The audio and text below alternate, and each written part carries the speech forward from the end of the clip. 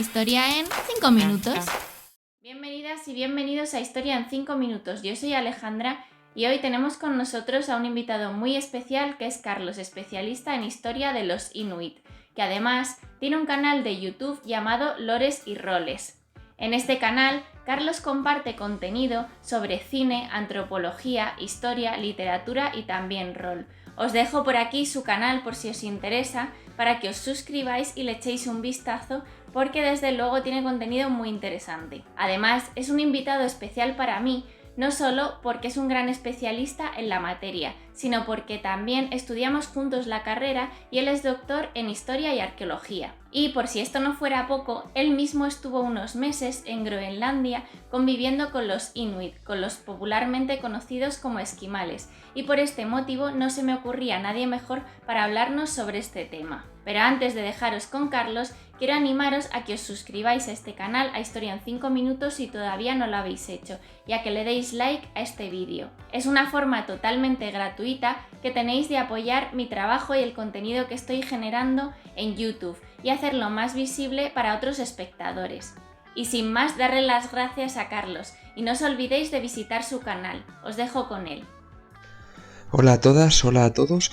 Muchas gracias Alejandra por invitarme a estar aquí en Historia en 5 minutos para hablar de un tema que me gusta mucho, como es los Inuit, y en este caso de sus tipos de vivienda y sus tipos de residencia, y entre ellos el iglú. Pero claro, para ello quizás la primera pregunta a resolver para muchos de nuestros espectadores será ¿qué es un Inuit? Cuando hablamos de Inuit es lo que muchas veces nosotros hemos conocido y hemos estudiado desde pequeños como esquimales. Sin embargo, esta palabra esquimal es una palabra que se considera muy despectiva por parte de los propios Inuit, ya que la utilizaban algunas poblaciones indígenas vecinas para insultarlos, refiriéndose a ellos como esquimó, comedores de carne cruda o insultos similares.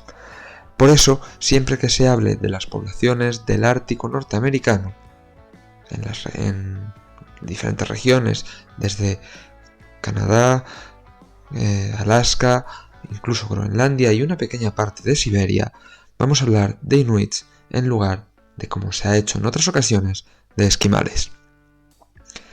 Este grupo cultural, el grupo Inuit, presenta una serie de peculiaridades regionales que hay que tener en cuenta cuando se habla de ellos, pero en general se nota una cierta continuidad desde unas zonas a otras en todo este arco ártico americano.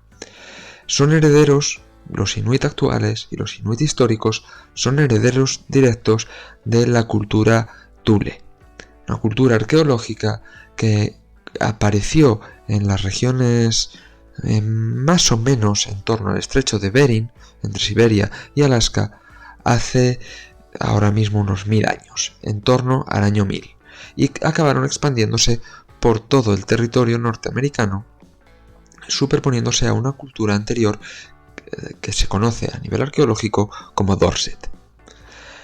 Pero ahora vamos a hablar de sus casas y sus sistemas de residencia. ¿Cómo son las casas de los Inuit? Seguro que a todos nos viene a la mente estos famosos iglúes construidos con bloques de hielo que tantas veces hemos visto en televisión y en series de animación incluso. Sin embargo, hay que tener siempre en cuenta que el modelo de residencia habitual no sería ese iglú. El modelo de residencia más habitual sería durante el verano, con diferentes tiendas construidas en pieles, con bastidores de madera, los pocos troncos que se encuentran en esta región, o huesos de ballena incluso. Y durante el invierno, normalmente hablamos de casas centrales de carácter comunitario, como era el caso de la casa llamada cacique o casim, se puede traducir por casa de invierno, en la que se reunía gran parte de la comunidad o familias extensas. Estas casas tenían diferente forma dependiendo de la región del Ártico en la que nos encontremos.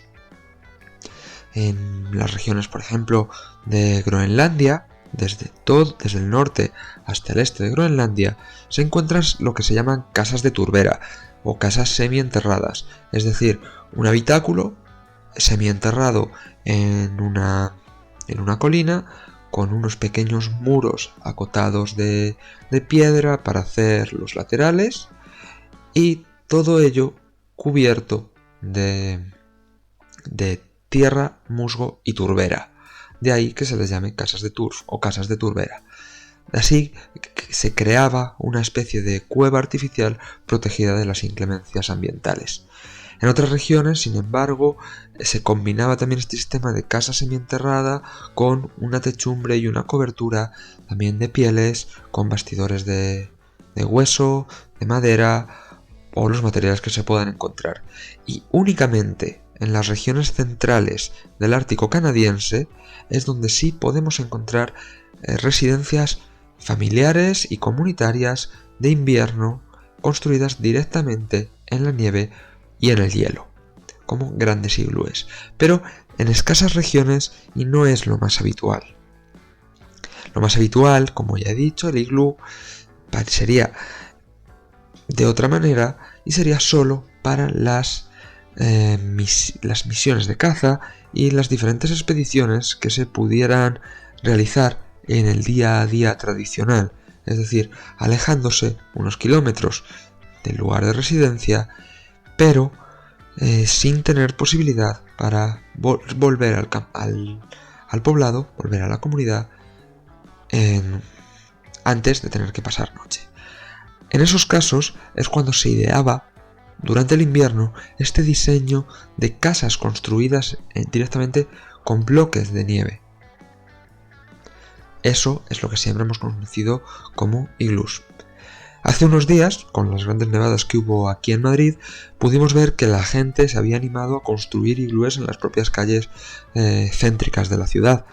Sin embargo, aquí se tomó como base para hacer la construcción un modelo de ladrillos de nieve hechos con cajas, hechos con tuppers.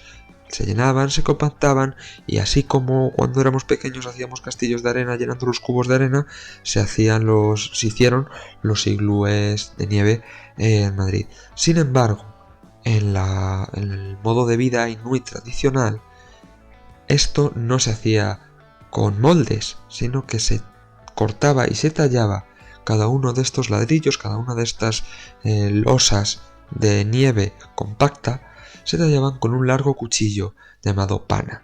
Se pueden encontrar ejemplos de este cuchillo también, por ejemplo, en Madrid, en el Museo Nacional de Antropología.